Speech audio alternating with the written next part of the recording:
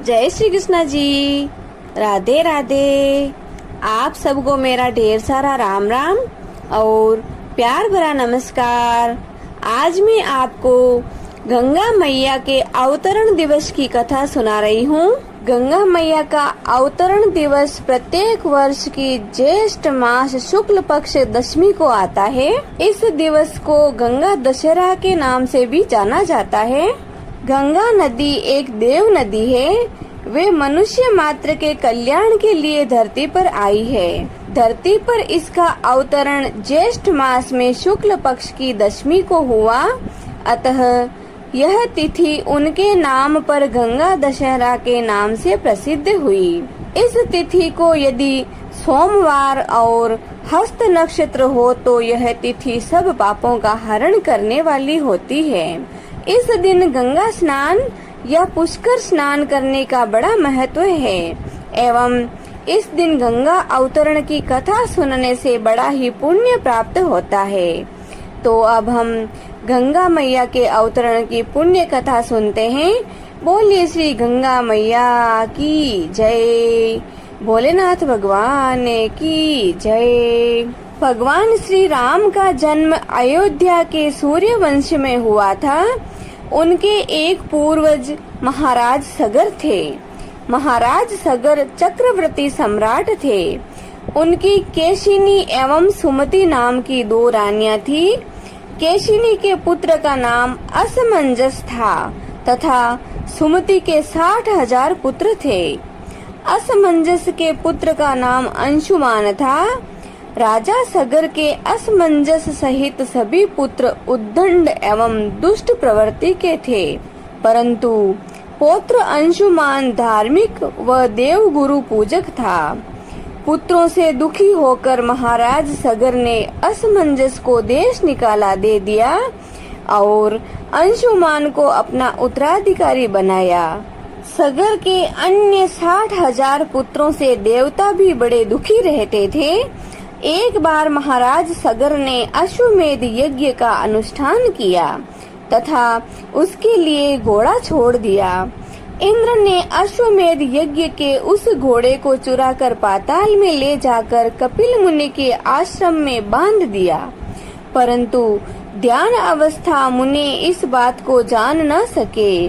सगर के 60,000 अहंकारी पुत्रों ने पृथ्वी का कोना कोना छान मारा, लेकिन वे घोड़े को कहीं भी नहीं पा सके।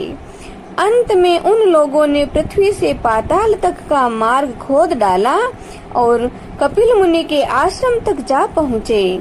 वहाँ घोड़ा बंधा हुआ देखकर क्रोधित होकर शस्त्र उठाकर कपिल मुनि को मारने के लिए दौड़े।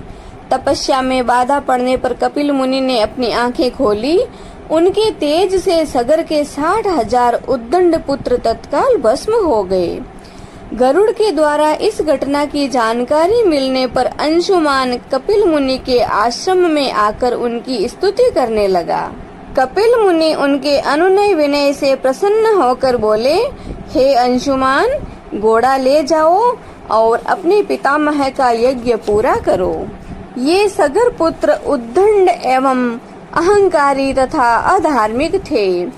इनकी मुक्ति तभी हो सकती है जब गंगा जल से इनकी राख का स्पर्श हो।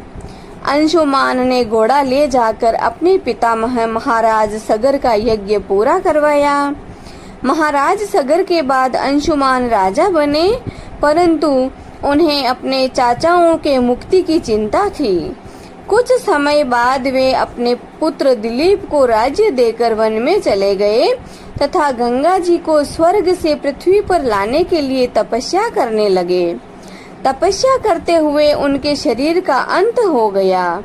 महाराज दिलीप ने भी अपने भागीरथ को राज्य देकर अपने पिता के मार्ग का अनुसरण किया। उनका भी तपस्या के दौरान ही शरीर का अंत हो गया। वह भी गंगा जी को पृथ्वी पर नहीं ला सके। महाराज दिलीप के बाद भागीरथ ने ब्रह्मा जी की घोर तपस्या की। तपस्या के अंत 3 पीढ़ियों की इस तपस्या से प्रसन्न होकर पितामह ब्रह्मा ने भागीरथ को दर्शन देकर वरदान मांगने को कहा।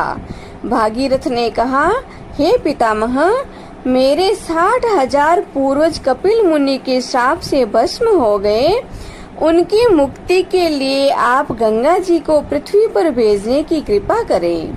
ब्रह्मा जी ने कहा, मैं पृथ्वी पर गंगा जी को तो भेज दूंगा, लेकिन उनके वेग को संभालने के लिए देवादिदेव भगवान शंकर की आराधना करनी चाहिए। भागीरथ ने एक पैर पर खड़े होकर भगवान शंकर की आराधना शुरू कर दी। उनकी तपस्या से प्रसन्न होकर भगवान शिव ने गंगा जी के वेग को अपनी जटाओं में धारण कर लिया एवं उसमें से एक धारा को पृथ्वी पर छोड़ दिया। इस प्रकार गंगा जी का पृथ्वी पर आगमन हुआ। अब आगे आगे राजा भागीरथ का रथ और पीछे पीछे गंगा जी थी।